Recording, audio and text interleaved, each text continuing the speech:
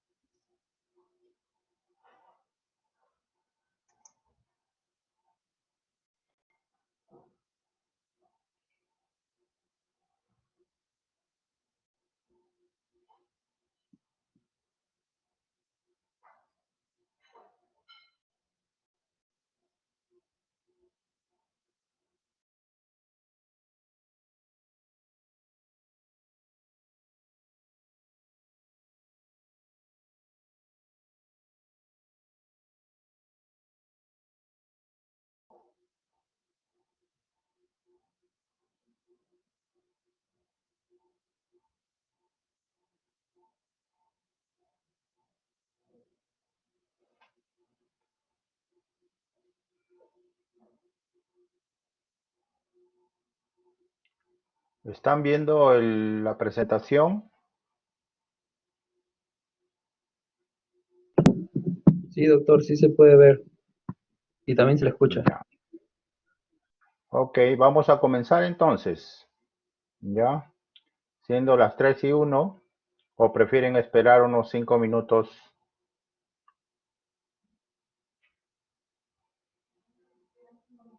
Vamos a ir presentándonos, ¿está bien? Bueno, mi nombre es Alejandro Barrantes Pérez, soy gastroenterólogo, médico asistente, gastroenterólogo endoscopista, trabajo en el Hospital María Auxiliadora. ¿Ya? Nosotros ahí en el hospital hacemos endoscopía de avanzada con endoscopía terapéutica fundamentalmente.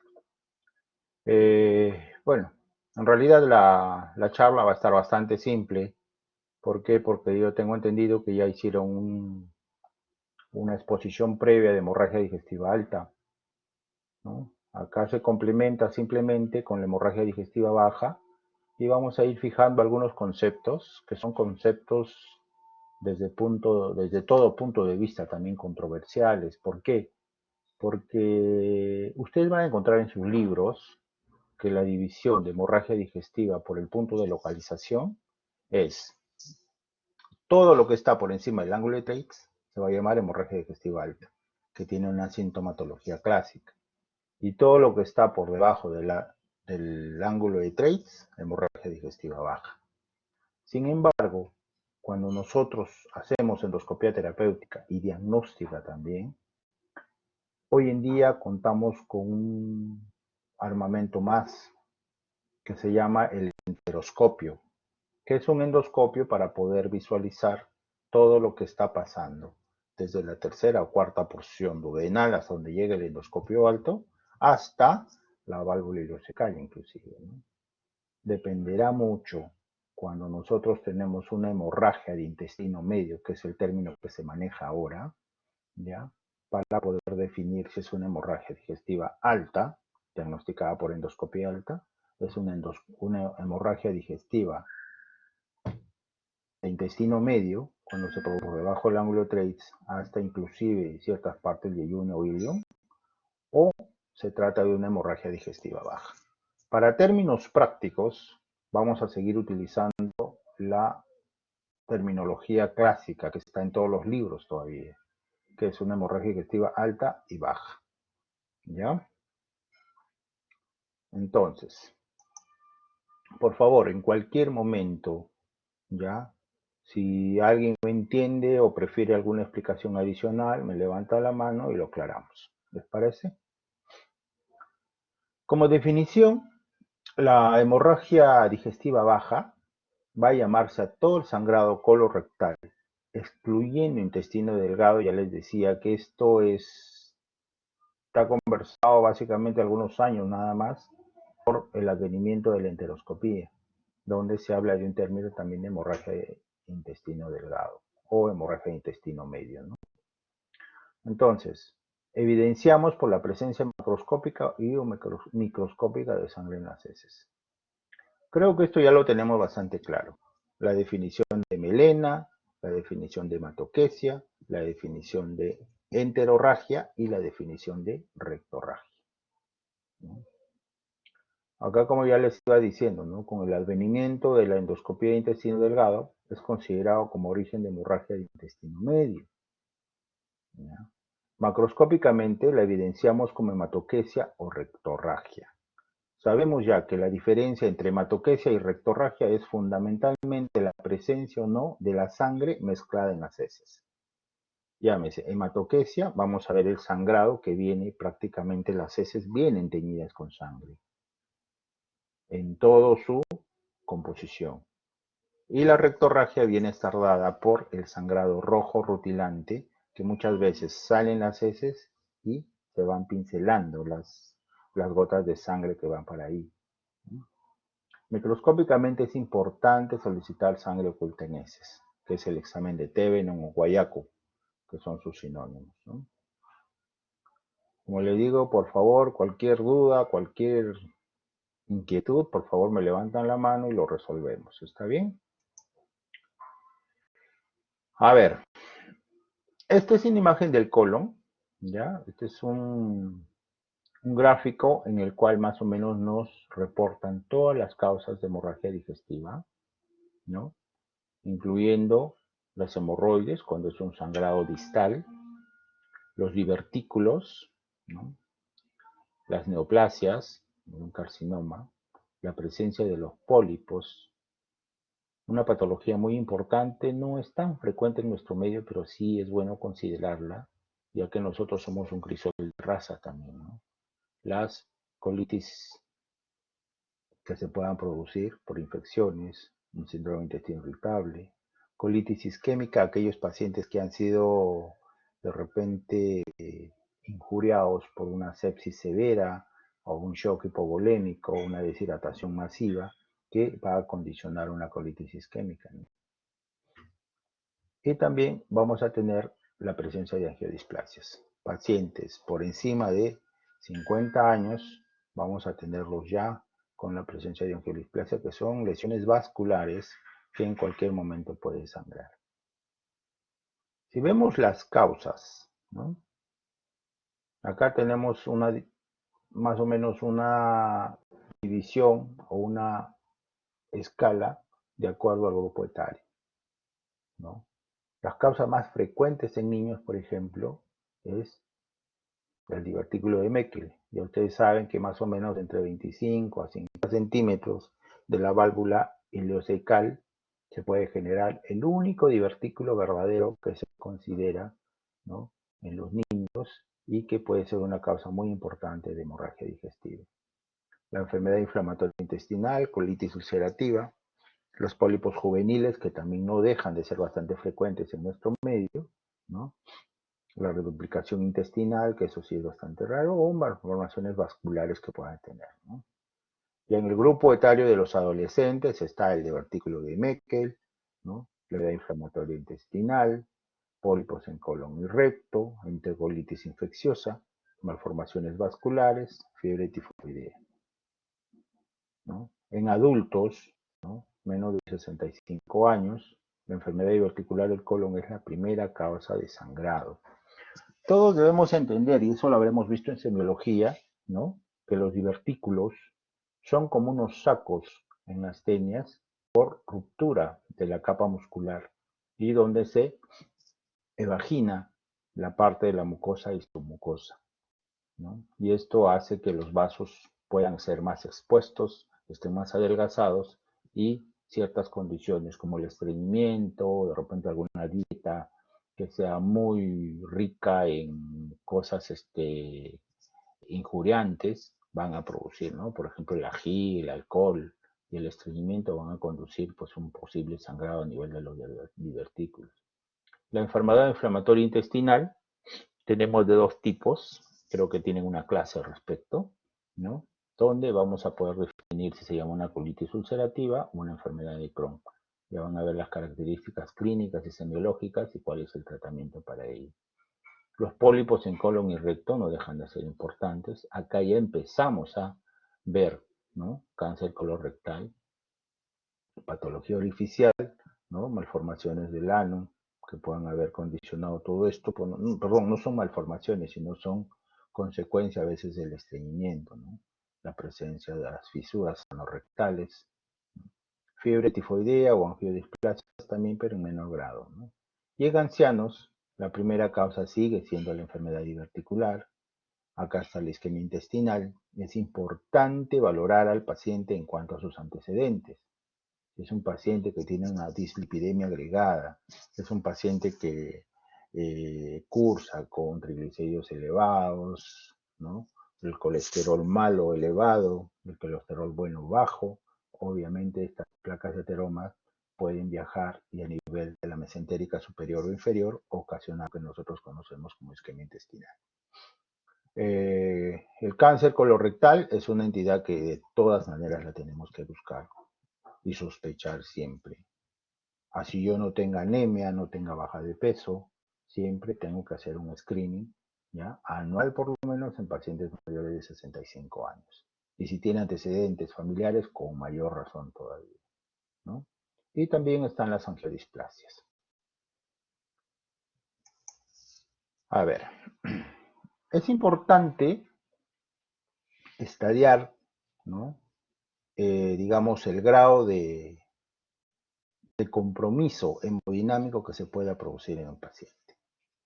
Este cuadro nos va a ayudar bastante al respecto, ¿no? Si tenemos a un paciente que haya sangrado a 750 centímetros cúbicos, o sea, más o menos el 15% del volumen, ¿no?, sanguíneo, el paciente va a estar prácticamente asintomático. Entonces esta gravedad va a ser leve. Esto quiere decir, por ejemplo, que aquellos pacientes que vienen normalmente a la consulta externa, asustados obviamente, porque han visto sus heces con sangre. Puede ser la sangre rojo rutilante, rectorragia, o la sangre o las heces mezcladas con sangre, ¿ya?, en las cuales vamos a sospechar de una hematoquesia. El primer desequilibrio hemodinámico que se va a producir en estos pacientes es cuando ya vamos a catalogarlo como una gravedad moderada, cuando se pierde entre 750 y a 1,5 litros. Ya estamos hablando hasta un 30% de volumen vascular que se está perdiendo.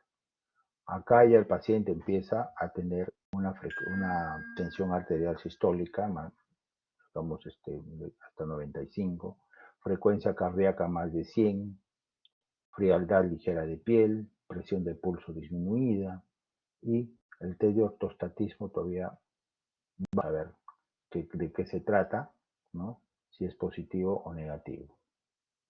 Cuando hablamos de una hemorragia digestiva baja grave, ya es donde se está perdiendo entre 30 y 40% del volumen total, o sea, entre 1.500 y 2.000 centímetros cúbicos. ¿Ya? Acá es donde ya la tensión arterial sistólica la vamos a ver menor de 95, la frecuencia cardíaca va a estar más de 120, o sea, el paciente va a estar taquicárdico, ¿ya?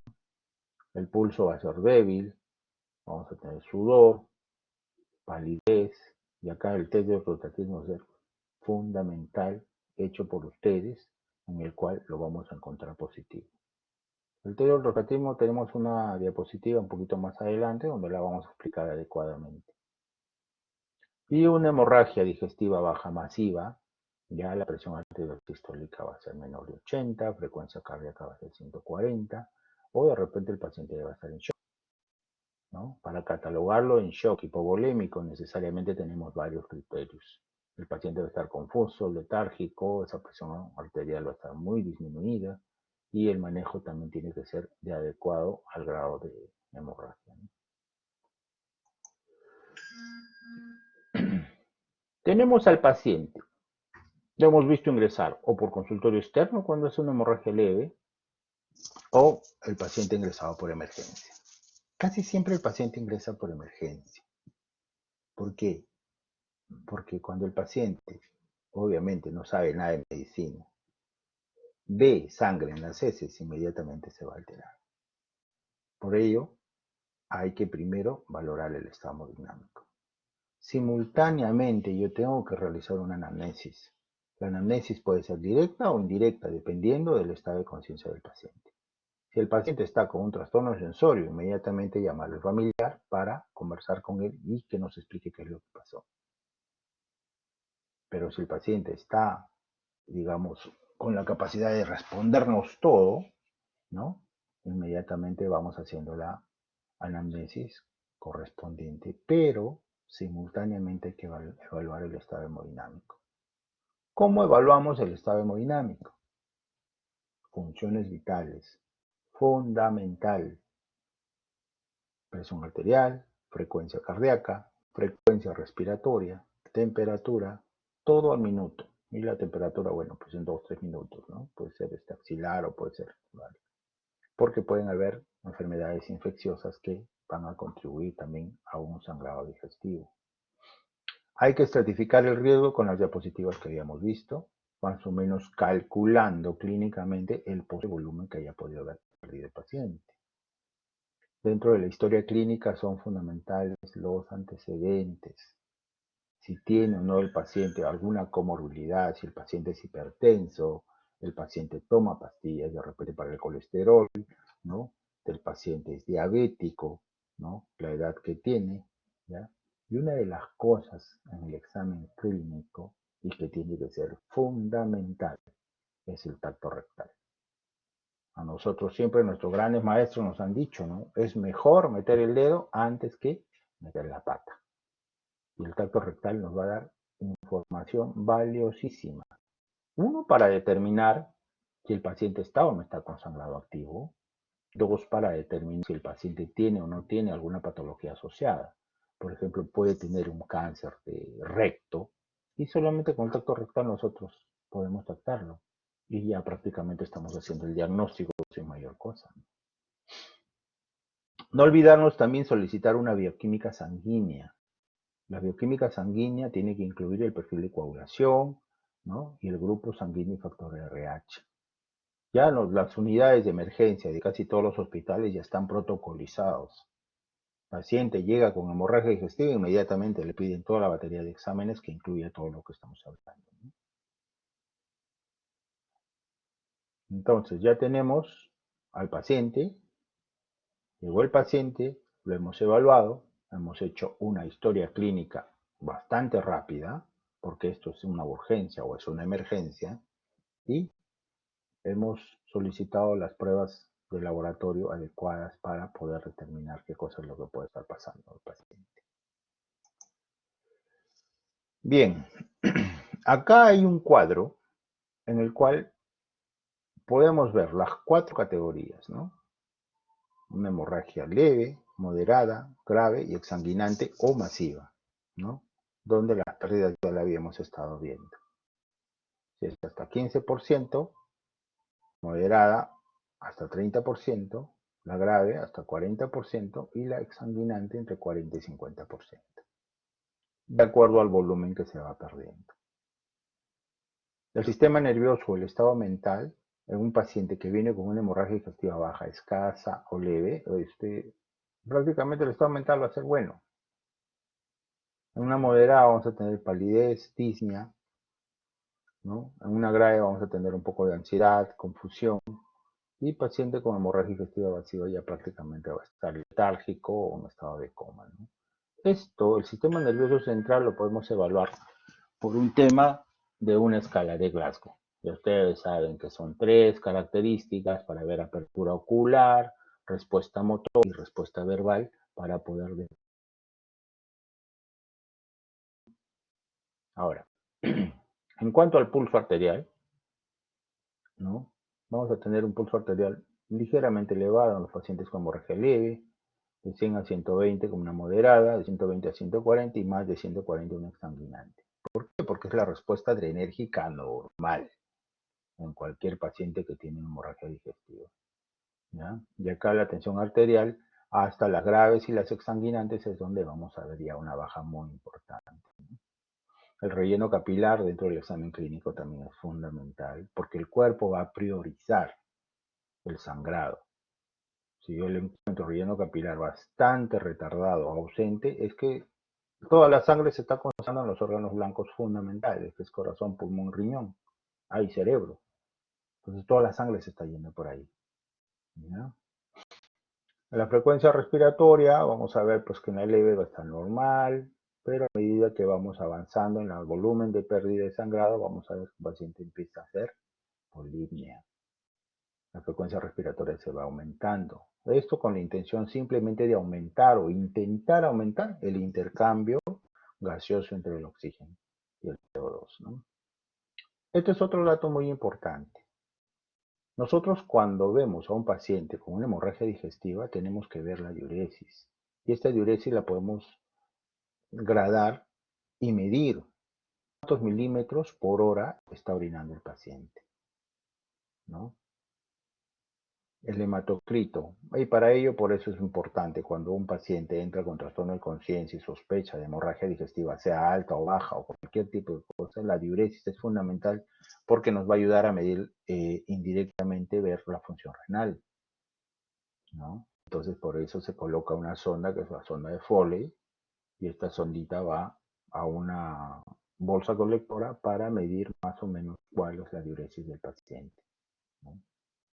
El hematocrito vemos que ya va variando, acá en una grave, menos del 30%, y la hemoglobina, ¿no?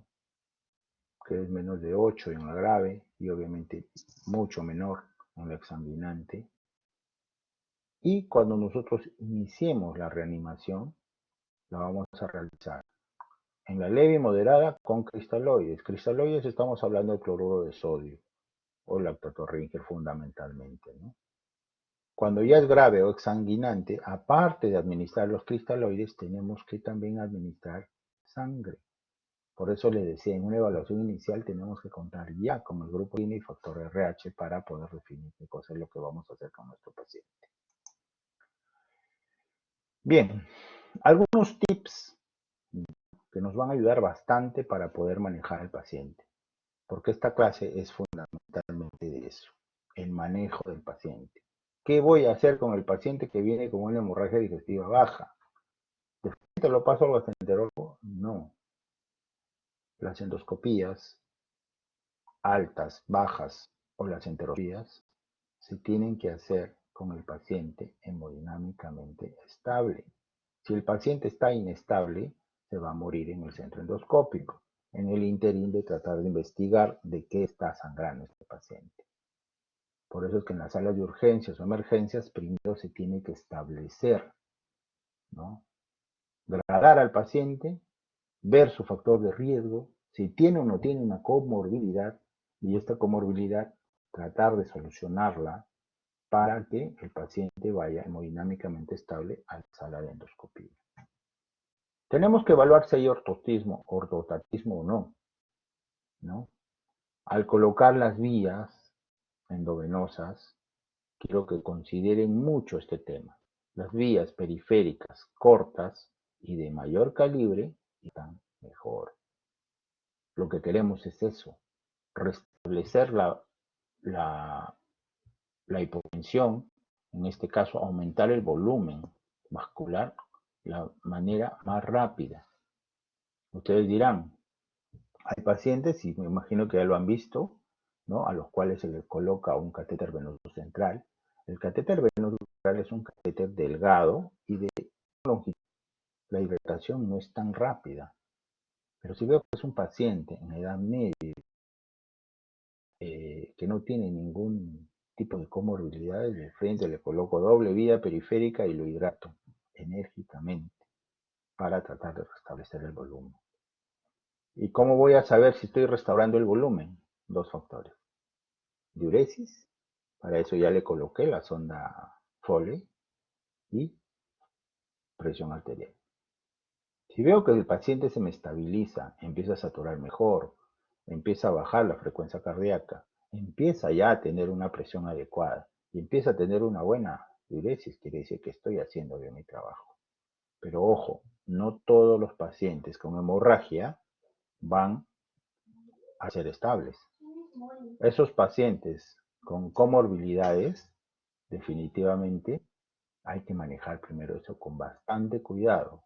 Porque si yo a un paciente diabético, un paciente hipertenso o un paciente nefrópata le infundo mucho líquido, lo puedo matar de un edema agudo del pulmón. Por eso es que los catéteres centrales en estos pacientes es muy importante porque va ayudarme bastante a poder medir la presión venosa central y no sobrecargarlo de líquido al paciente, ¿no? Ahora, otro dato fundamental es, si yo encuentro el paciente que tiene hematoquesia de la vez está con estabilidad hemodinámica, lo primero que tengo que hacer es colocarle una sonda nasogástrica. La sonda nasogástrica me va a ayudar mucho para dos causas muy importantes. Si es una hemorragia digestiva alta, masiva, la hematoquesia se va a presentar. La sangre por sí sola ya es un, digamos, catártico natural. O sea, va a aumentar el peristaltismo y por lo tanto la sangre puede salir con hematoquesia. Yo puedo pensar que se trata de una hemorragia baja, pero de repente es una úlcera a gran volumen que está haciendo sangrar al paciente. Por eso yo le coloco la sonda nasogástrica y al colocarle la sonda nasogástrica hago un lavado gástrico y dejo la sonda para poder determinar si el paciente va a requerir un estudio endoscópico dentro de las primeras 24 horas, como lo vamos a ver más adelante, necesariamente el lavado o la preparación de poder hacer por la zona nasogástrica, sobre todo en pacientes ancianos, ¿no? Que no toleran estar tomando la gran cantidad de volumen para la preparación de una colonoscopia. Se inicia hidratación con cristaloides, ya hemos visto, ¿no? Y la colonoscopía es el examen de elección para definir la causa y el posible tratamiento. Y esto ya ahora sí está establecido. Se debe realizar dentro de las primeras 4 horas de diagnosticar al paciente. ¿Alguien está haciendo una pregunta?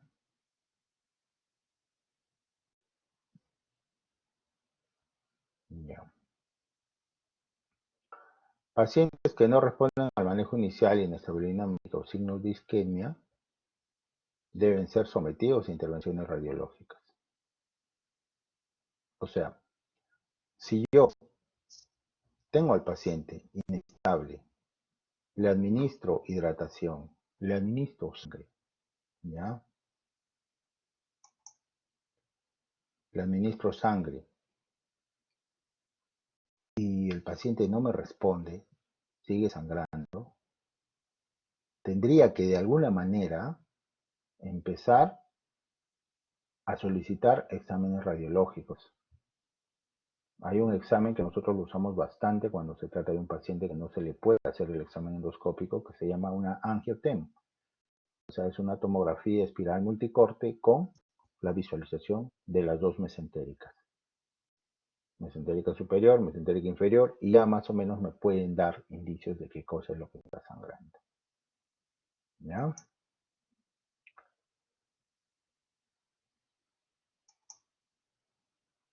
El ortostatismo, me he tomado la molestia de hacer una diapositiva sobre el ortostatismo porque esto es lo más importante que ustedes clínicamente deben hacer.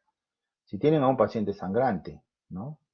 Necesariamente tengo que hacer y diagnosticar un ortostatismo para saber si el paciente tiene o no tiene sangrado activo. La presión arterial comprobada en ambos brazos, tras permanecer el paciente en decúbito supino durante al menos 5 minutos. Y la presión arterial medida 3 minutos después de ponerse de pie. Ortostatismo positivo va a ser cuando hay una disminución en 20 milímetros de mercurio de la presión arterial sistólica y o disminución de 10 milímetros de mercurio de la presión arterial diastólica. O, a su vez, un aumento de 10 latidos por minuto en la frecuencia cardíaca. Estas tres cositas son fundamentales. ¿Qué necesitamos? Simplemente nuestros dedos para controlar la frecuencia cardíaca y nuestro tensiómetro. Yo tomo la presión, controlo la frecuencia cardíaca y puedo llegar a hacer un ortostatismo activo, que me dice que está el paciente sangrando.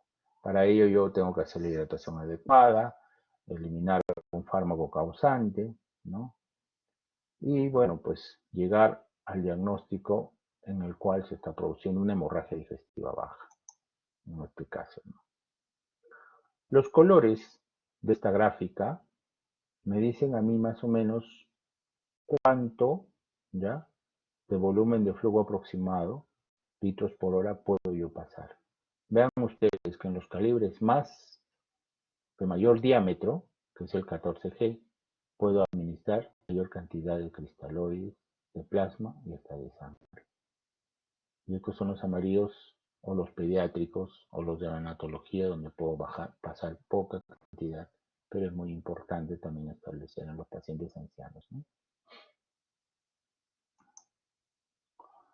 Les decía yo que tienen que colocar una sonda nasogástrica cuando hay duda en cuanto al origen de la hemorragia digestiva. Sobre todo cuando el paciente está hemodinámicamente inestable y presente hematoquesia, coloco sonda nasogástrica. Estas son las nasogástricas. Hay una sonda nasogástrica tipo Levin, ¿no? que tiene como unas fenestraciones para realizar un buen lavado, porque a veces las sondas nasogástricas simples se obstruyen con la presencia de coágulos, ¿ya? Entonces, colocar la sonda nasogástrica es primero para descartar una hemorragia digestiva alta que esté ocasionando una pérdida sospechosa de clínicamente ver una hemorragia digestiva baja. Y segundo, dejar la zona nasogástrica para realizar una preparación rápida al paciente para pensar ya en hacerle una colonoscopia. En cuanto al manejo especializado, es lo que ya a nosotros nos toca. Ustedes recibieron al paciente, lo estabilizaron hemodinámicamente, han visto si hay o no hay actividad del sangrado y llaman al gastroenterólogo, donde nosotros tenemos que hacer una colonoscopia dentro de las primeras 24 horas con preparación de 4 a 6 litros de un disacárido no soluble, que es el polietilenglicol. De la preparación endoscópica buena, perdón, de la preparación del colon buena, va a depender un buen diagnóstico endoscópico y una posible terapia endoscópica. Por eso es que la preparación es muy importante. Y la preparación no es necesario que la haga el gastroenterólogo. La preparación la tienen que hacer ustedes. ¿Ya? Ya están haciendo el tratamiento de rehidratación, mejorar el volumen, inmediatamente mejora el volumen y recupera todas sus funciones vitales adecuadas. Empiezan ustedes con la preparación. Acuérdense que el líquido que nosotros utilizamos para la preparación de las colonoscopias es un líquido, es un disacárido no absorbible. Y por ser no absorbible, entonces normalmente no debería causar ningún desequilibrio hemodinámico, ¿ya? Otra de las condiciones a las cuales ustedes tienen que llevar al paciente a la sala de endoscopía, el paciente tiene que ingresar a la sala de endoscopía con una hemoglobina mayor a 7 gramos por decilitro.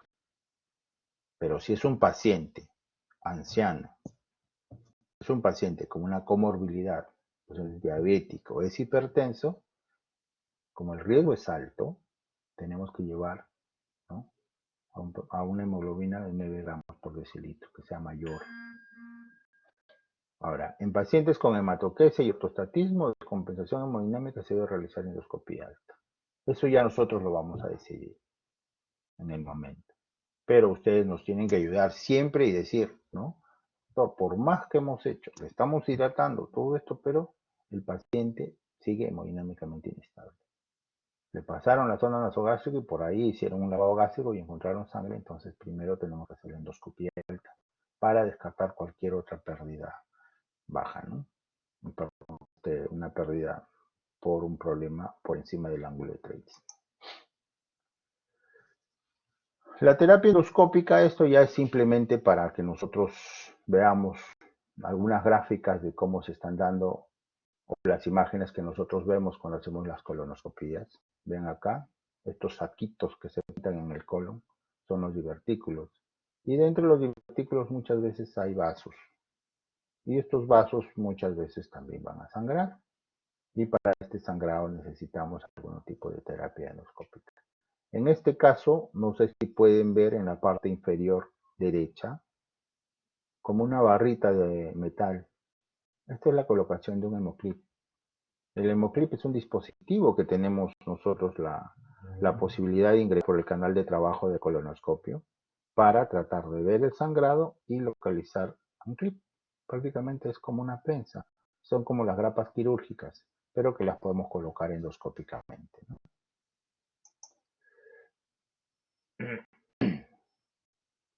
Bien, en cuanto a las indicaciones quirúrgicas, porque hay pacientes que van a llegar a la cirugía, porque lamentablemente no todo el 100% de los tratamientos endoscópicos van a ser resultado. Las indicaciones son hemorragia masiva.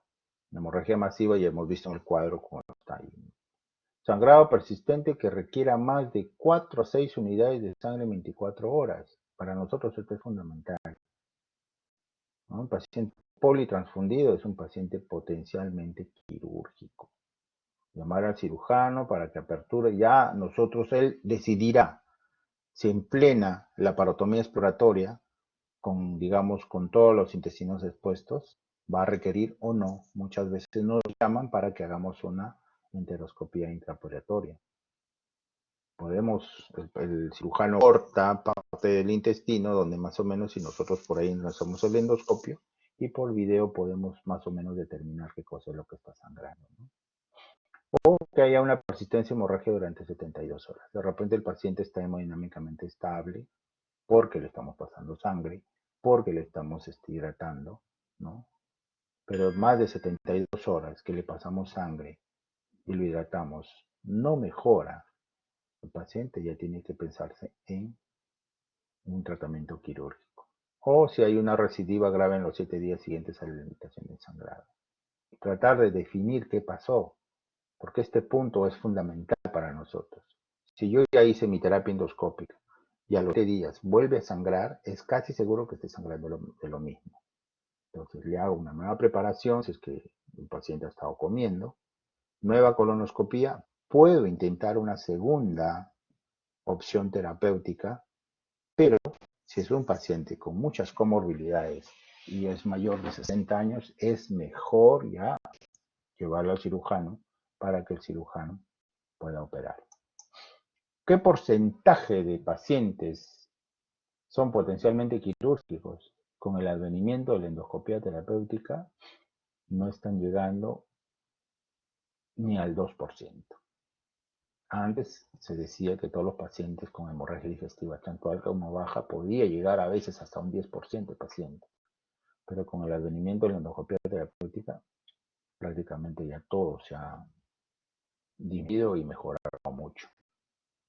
El gastroenterólogo no le está quitando trabajo al cirujano, porque nuestro principio fundamental siempre tiene que ser el bienestar del paciente.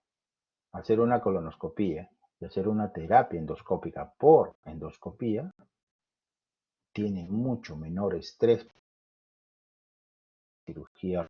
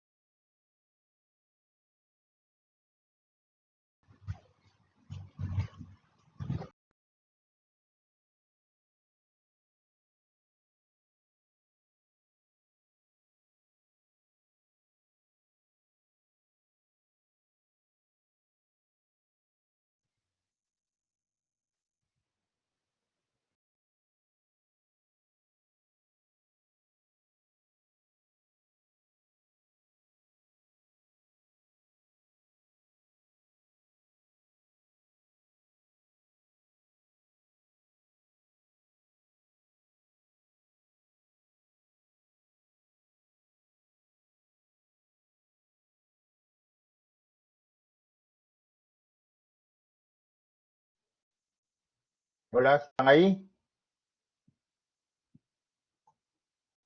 ¿Todo bien? Ya. Entonces ya estábamos para ver lo último. ¿Ya? Les decía, han recibido al paciente de acuerdo a su grupo etario, de acuerdo a sus comorbilidades y de acuerdo al tipo de hemorragia y al grado de hemorragia. Todo eso lo vamos a tener nosotros con una anamnesis prolija. Ver sus antecedentes, ver sus comorbilidades, ¿no? Y valoramos el sangrado. Manejo inicial, ya saben que hay que hidratarlo, eso lo tienen que hacer ustedes.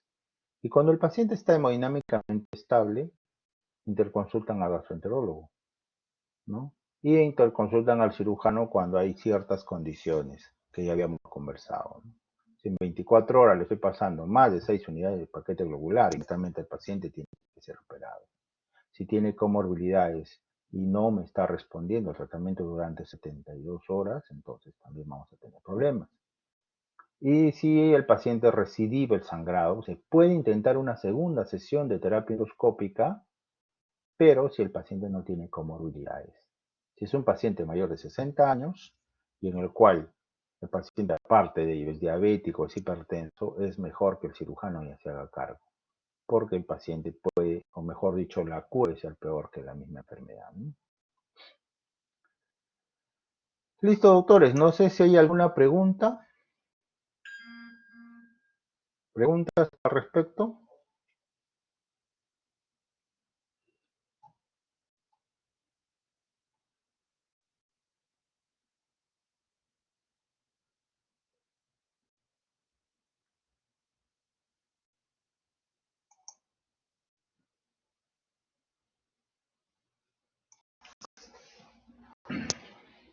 ¿Alguna pregunta, doctores?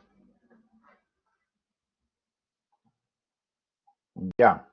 La función de la zona nasogástrica, me preguntan por acá. En realidad, la función de la zona nasogástrica, como yo les decía, es con doble objetivo. Si el paciente tiene sangrado o está catalogado como un sangrado masivo con inestabilidad hemodinámica y me presenta hematoquesia, la función fundamental de la zona nasogástrica son dos.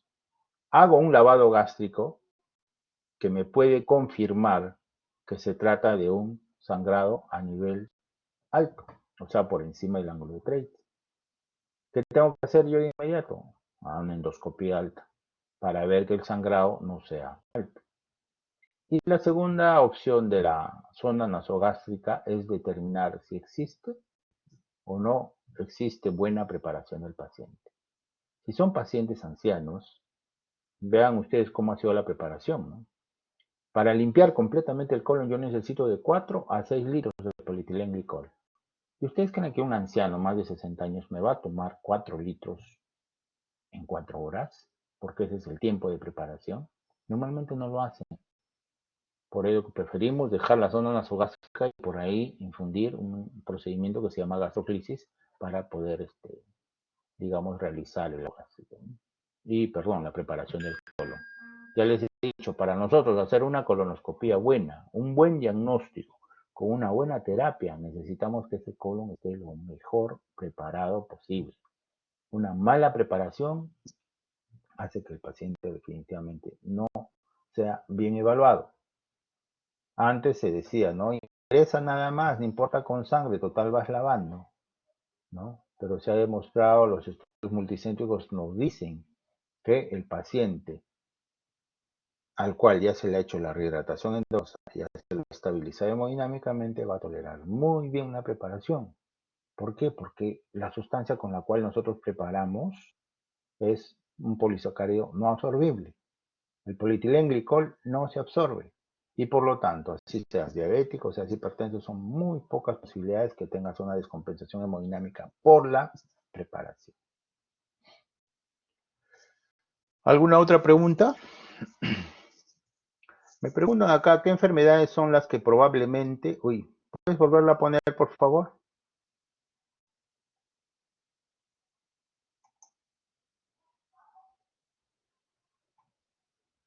Ya.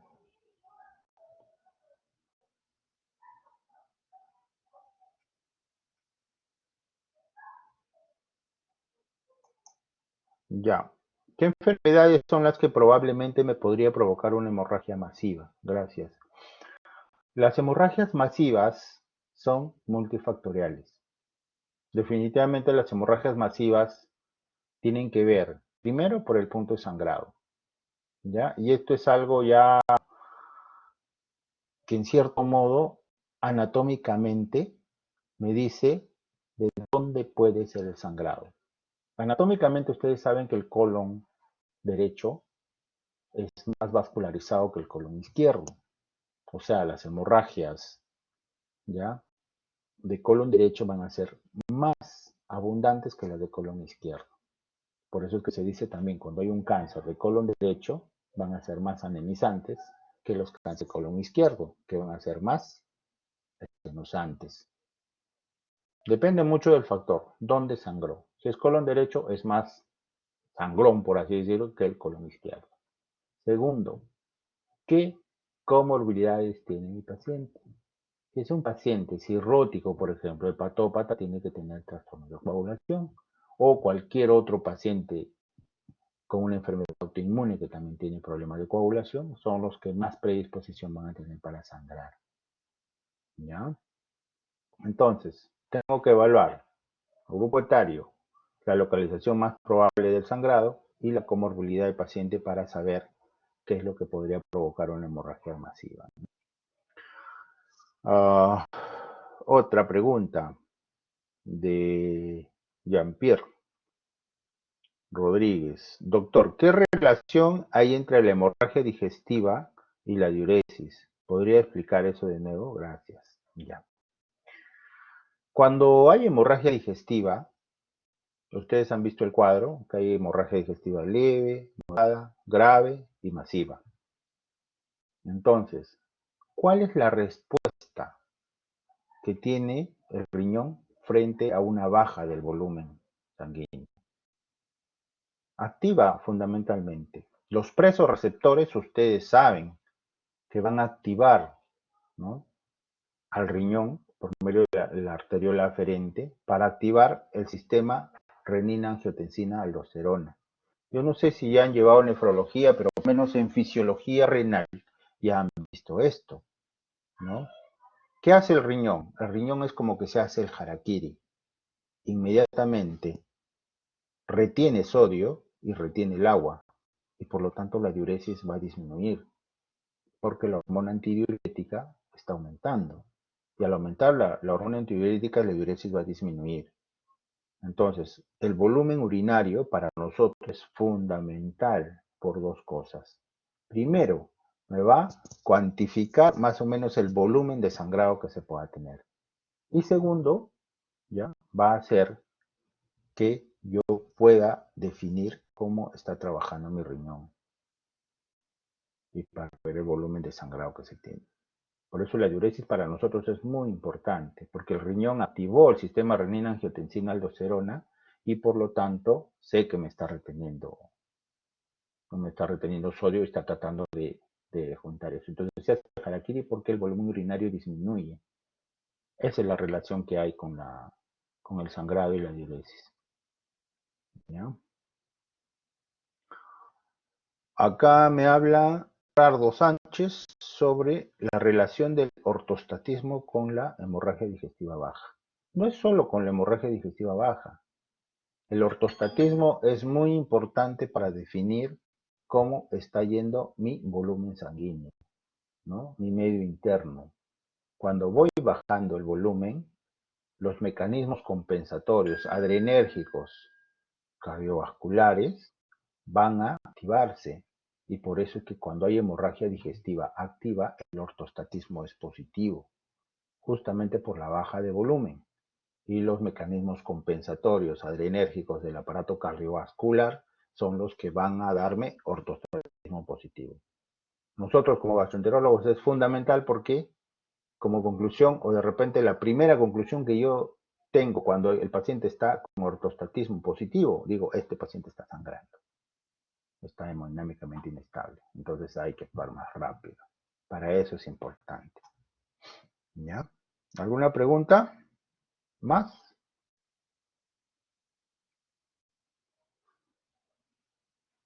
Pregunten ahora o callen para siempre. ¿Mm?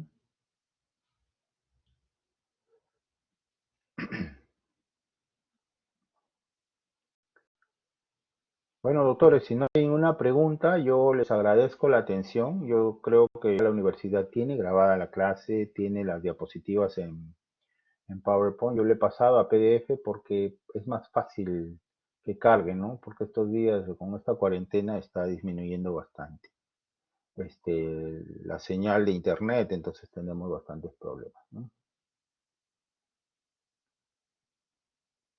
¿Alguna pregunta más?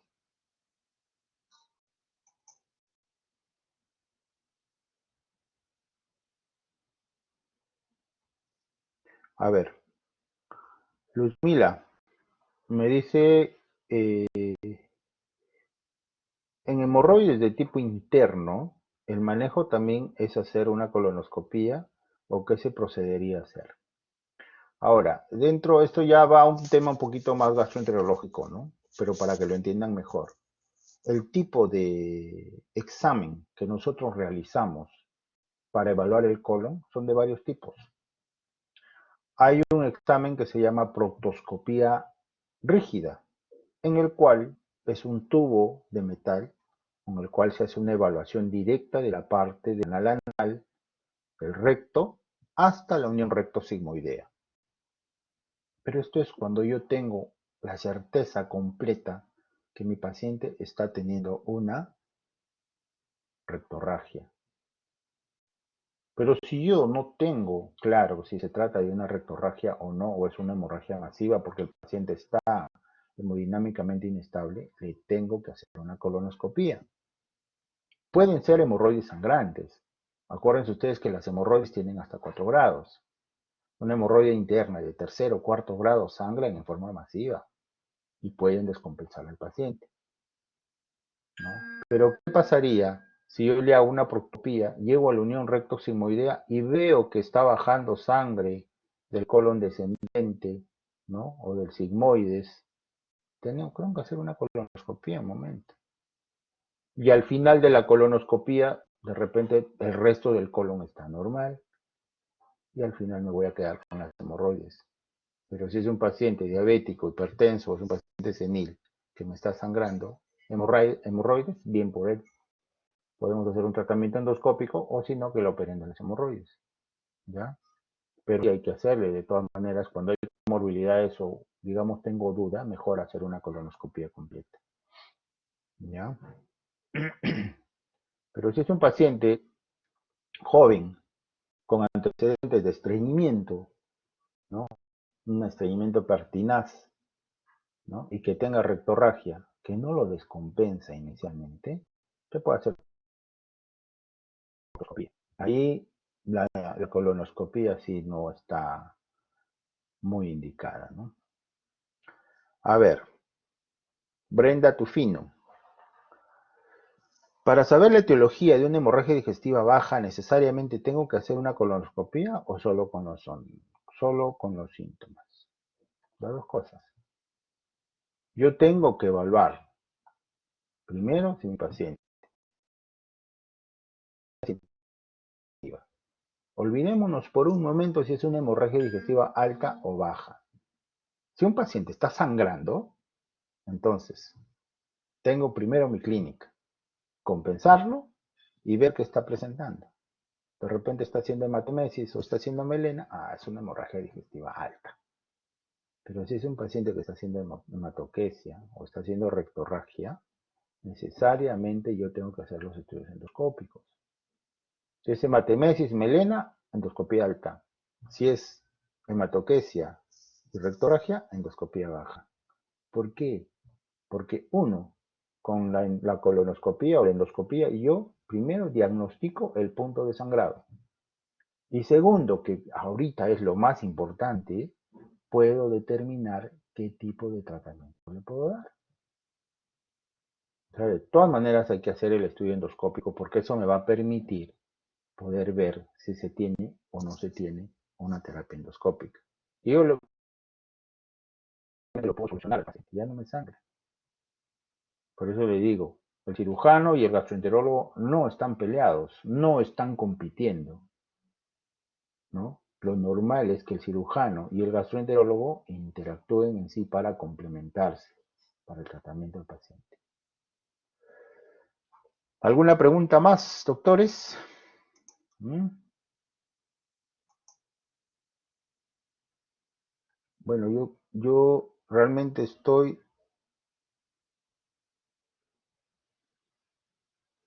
bastante complacido. Para nosotros también el tema de agarrar las conferencias virtuales son nuevas, pero ya tenemos que acostumbrarnos a eso. Este bendito coronavirus nos está dando a entender que las cosas van a cambiar y creo que van a cambiar siempre, para siempre y por mucho tiempo por lo menos.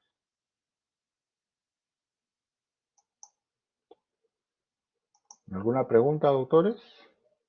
¿Mm?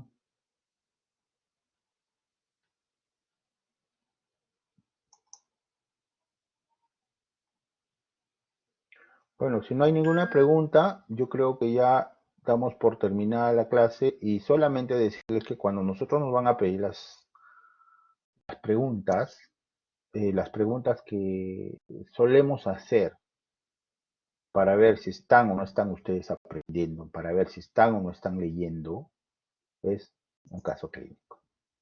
Entonces, las preguntas que yo voy a hacer van a ser casos clínicos en los cuales ustedes van a, dentro del caso clínico van a estar toda la teoría que estamos desarrollando, ¿no? Así que a prepararse para eso nada más, ¿no? Voy a ver si puedo ahorita cargar un video de 6 minutos para terminar la clase, ¿ya?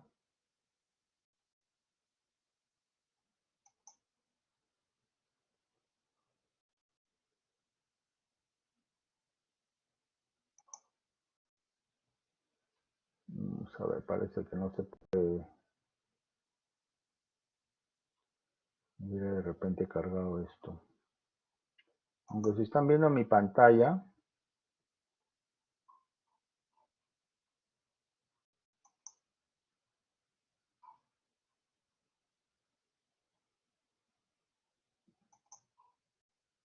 ya,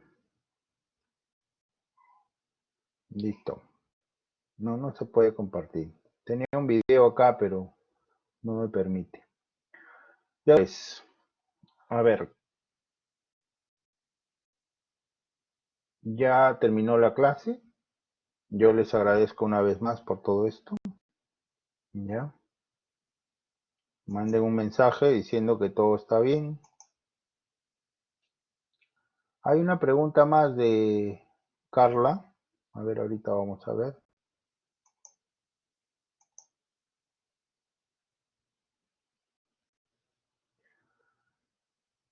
¿Puede enmascarar una hemorragia digestiva baja? Claro que sí, ya les decía. Hemorragia digestiva alta, masiva, con descompensación hemodinámica, muchas veces puede dar sintomatología de una hemorragia digestiva baja, o sea, dar hematoquesia, ¿no?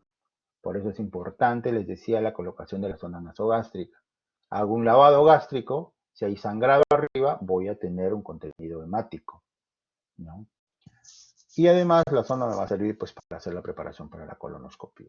Pero sí se puede de todas maneras tener ese tipo de cosas. ¿Alguna otra pregunta más? Somos 137 participantes, ¿no?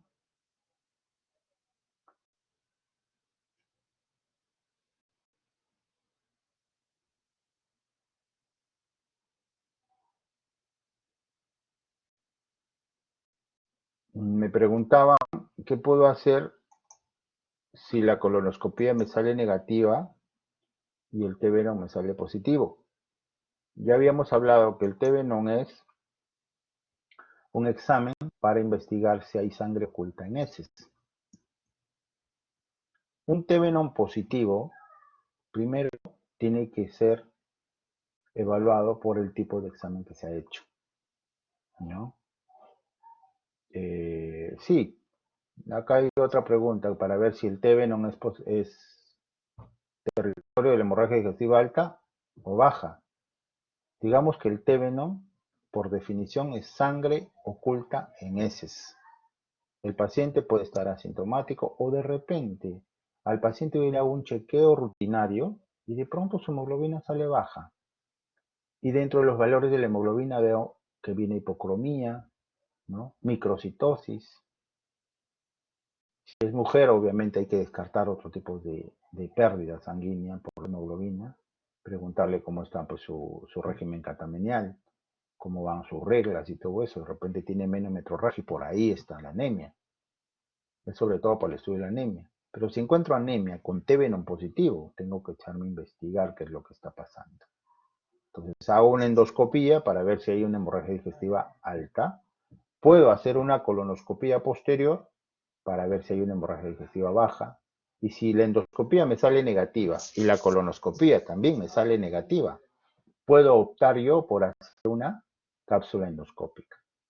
La cápsula endoscópica es un examen en el cual el paciente traga la cápsula y con un software especial yo puedo determinar y poder ver bien qué es lo que está pasando a nivel de la tercera porción duodenal hasta la parte de la válvula ileocecal. Y puedo determinar una causa de una hemorragia. Estas hemorragias se llaman hemorragia de origen oscuro y hemorragias de origen oculto. Y las hemorragias de origen oculto son aquellas que no encuentro sangrado, pero sí el TB no está positivo. O sea, el T-Venom sí me da para poder ver realmente, me da certeza de que definitivamente sí está sangrando, ¿no?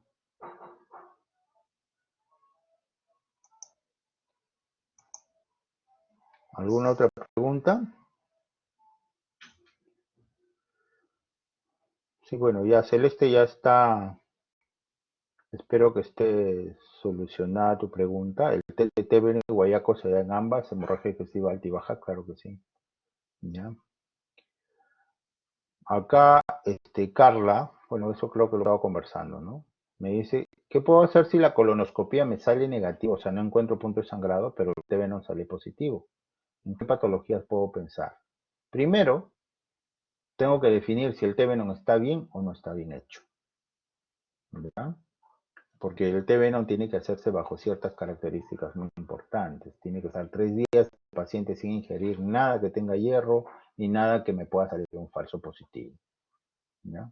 Y segundo, tengo que echarme a investigar más. Pues. Si el paciente tiene TB positivo y empieza a bajar su hemoglobina, tengo que siempre hacer un segundo look. Una buena endoscopía, una colonoscopía, y si no hay nada positivo, le hago una cápsula endoscópica, ¿no? Para poder determinar qué cosa es lo que está pasando, ¿no?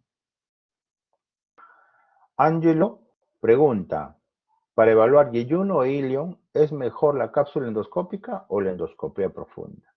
Endoscopia profunda es más que nada es la enteroscopía, ¿no? Está llamado mal endoscopia profunda. La enteroscopía es un equipo especial que tiene enteroscopio, que tiene unos balones para poder progresar más allá donde una endoscopía o una colonoscopía puede ir. Y hay enteroscopía alta y enteroscopía baja. Pero para evaluar yeyuno e ilion es mejor primero hacer una cápsula endoscópica.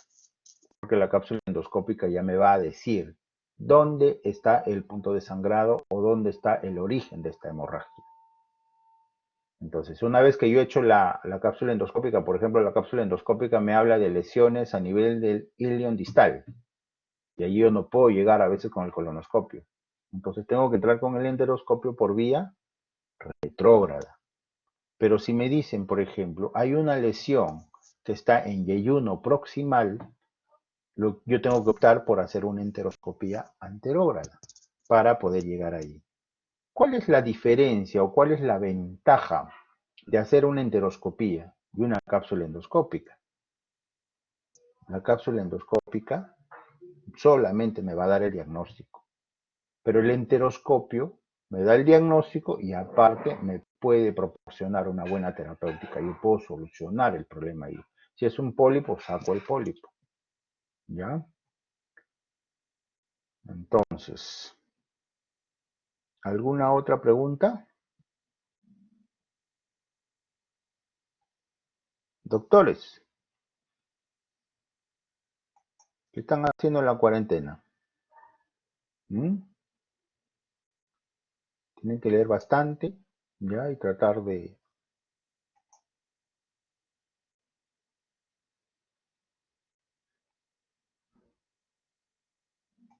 mejorar todo eso. Ya, doctores, yo creo que si no hay más preguntas, ¿ya?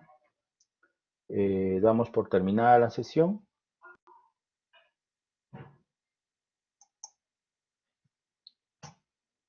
¿Ya? Y será hasta la próxima. No se olviden ya que los exámenes van a ser con casos clínicos. ¿Ya? Listo. Muchas gracias, doctores.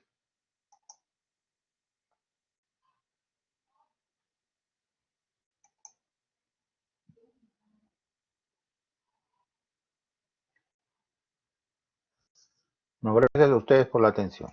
¿Ya?